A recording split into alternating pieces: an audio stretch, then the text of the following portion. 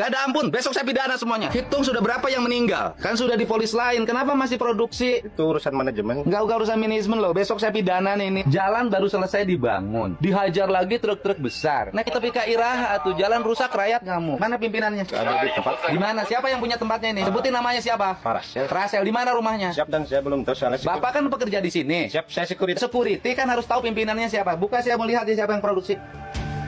Mana operatornya? Operator produksinya mana? Kalau emang nggak produksi. Barusan mesinnya bunyi. Enggak. Alah jangan bohong, ada Iya, rekaman videonya. Ini siang kalau jalannya. Enggak, barusan mesinnya bunyi kok. Tahu sudah di depan sudah di polis lain. Kenapa masih produksi? Pidana loh. Kan sudah di polis lain. Anda tahu nggak? Saya berapa ratus miliar bangun jalan baru selesai. Jalannya punya perusahaan ini. Ini kan ilegal. Sudah ilegal, merusak jalan. Nggak ada ampun. Besok saya pidana semuanya. Undang-undang lingkungan hidup yang saya terapkan. Mobil sebesar gini, jalan rusak, gubernur diprotes, digogoreng, di alusan jalan dirusak.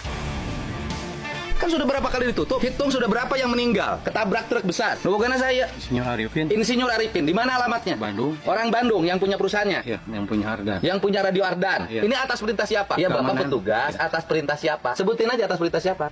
Mana operatornya? Ke sini. Siapa yang memerintahkan? Bapak tahu di polis lain? Iya, Pak, tahu. Tahu arti polis lain? Tahu. Kenapa masih produksi? Saya kan cuma disuruh Iya, saya terus tahu. Tapi Anda bisa dipidana. Anda dapat upah berapa?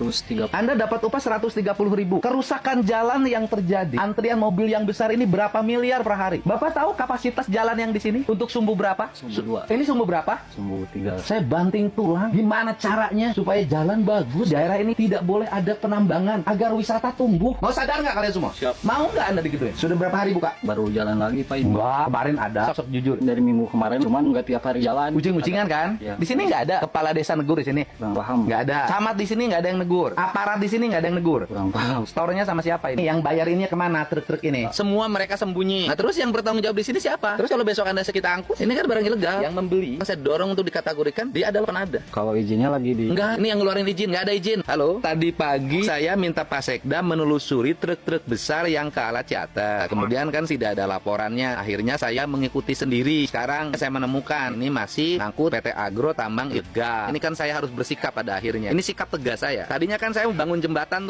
Serang Panjang yang saya janjikan kepada warga nilai 6,5 miliar. Tadinya kan timnya mulai jalan. Tetapi karena di sini aparat pemerintahnya sampai pada tingkat desa dan kecamatannya tidak peduli pada lingkungan, pada jalan yang dibangun oleh Pemprov dan digunakan untuk rakyat, maka saya putuskan silahkan dibangun oleh Pemda Subang saja, Pak. Saya tidak akan bangun. Ini sikap saya sebagai gubernur, Pak. Walaupun saya tinggal di Subang, tidak bisa saya terus-terusan mengalokasikan biaya pada semua tempat yang tempat itu tidak punya keinginan untuk menjaga fasilitas. Kita bangun jalan tuh besar, Bapak bisa lihat itu digunakan untuk masyarakat. Tetapi kalau aparaturnya tidak punya sikap untuk menjaga, ya buat apa? Jadi saya mohon maaf, Pak Sekda, anggarkan saja bangun jembatan itu. Terserah warga mau suka saya mau tidak, ini sikap saya.